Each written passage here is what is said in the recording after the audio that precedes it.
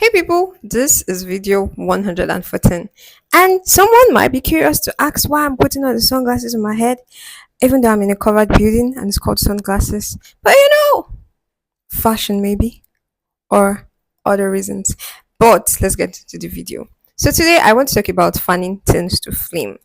And a picture that comes to my mind is when we have very big celebrations and there's firewood, and you know how they will put some papers and put some kerosene. Now, if you're very fancy and such, you might not be able to relate to this because you probably used some external gas for outdoor cooking.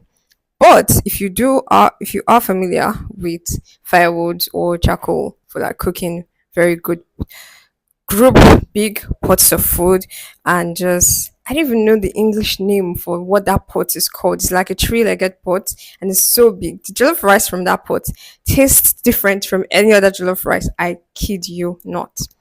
But something I noticed with that is that every time the fire was set, you had to like fan it to flame.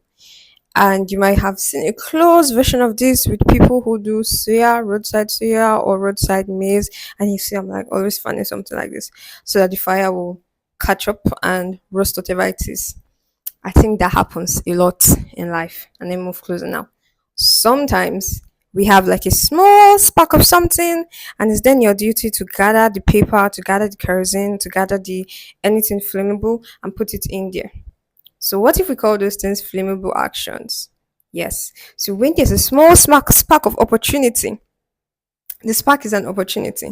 It is our duty, it is your duty to gather all of the papers, all of the kerosene, all of the wood, all of the leathers, whatever that you know is flammable, and put it in the fire and fan it till it catches.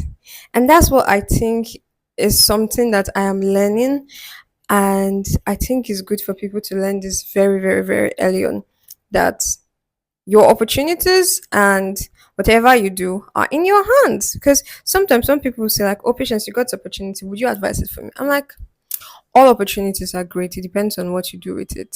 First of all, it depends on, are you wood? Are you iron? Are you like, you have to know what material you are, and then you have to know what is flammable for what I'm building.